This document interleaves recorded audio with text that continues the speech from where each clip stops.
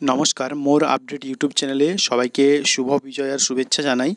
आज छोट्ट एक तथ्य निये जानानोर जन्य এই ভিডিও। तो चलुन देखे नी।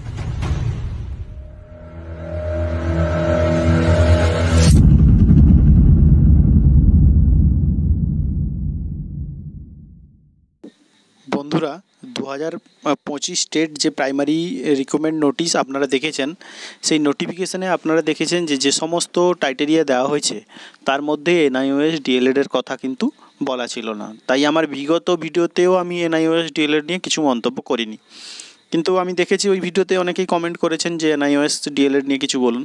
তো এখন সেই এনআইওএস ডিএলএড তথা 18 মাসে যে সমস্ত এনআইওএস ডিএলএড প্রার্থী টেট পাস করে রয়েছেন তারাই এই নোটিফিকেশানটাকে চ্যালেঞ্জ করে হাইকোর্টে মামলা করেছেন এবং সেই জরুরিকালীন শুনানির জন্য আবেদন করেছেন, অর্থাৎ পুজো অবকাশকালীন অর্থাৎ ভ্যাকেশন বেঞ্চে ওনারা মামলা করেছেন। দেখুন, দীর্ঘ একটা অনেকটা সময় পর, অর্থাৎ দীর্ঘ প্রায় কয়েকটা বছর বছর পর এই যে নোটিফিকেশানটা এলো, এর ওপর এত কম ভ্যাকেন্সি, অর্থাৎ মাত্র 13,000 বলতে গেলে 13,400। তো তাই সবাই চাইবেন যে এই নিয়োগে অংশগ্রহণ করার।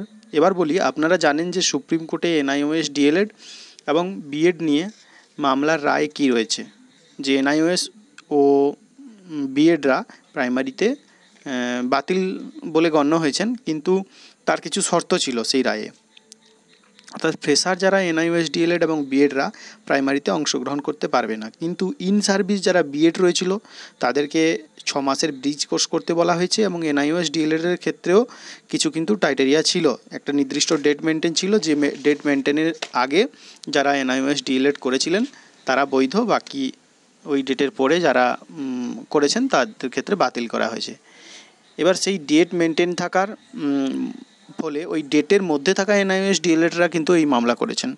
এদিকে বিগত ভিডিওতে বলেছিলাম যে ইন সার্ভিসরা আমি 2000 হিসেবে ধরেছিলাম, কিন্তু এখন কথা হচ্ছে যে 32,000 প্রাইমারি বাতিলের যে মামলা, তার মধ্যে অনেকে ভয়ের কারণে চাইছেন যে নতুন এই নিয়োগ প্রক্রিয়ায় অংশগ্রহণ করে চাকরিটা আবার পেতে। আবার অনেকে দেখবেন অনেক দূরে পোস্টিং হওয়ার ফলে ওনারা ট্রান্সফার না মেলায় এখনও তারাও কিন্তু এই নিয়োগ প্রক্রিয়ায় অংশগ্রহণ করতে চাইছেন। তাহলে সেক্ষেত্রে অনেকটাই কিন্তু কম্পিটিশান হবে এবং জটিলতা অনেক। এছাড়া এদিকে আবার ম্যাট যে মামলা 2014, সেটাই আবার 6 নম্বর সবাইকে দেওয়ার জন্য যে আবেদন সেই মামলা রয়েছে এবং সেটারও হিয়ারিং কয়েকবার হয়ে গেছে, আর বড়জোর 1-2বার হিয়ারিং হবে।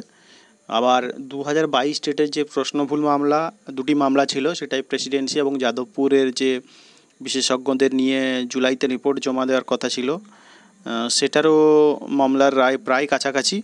তো দেখা যাক কোন দিকে এগায়।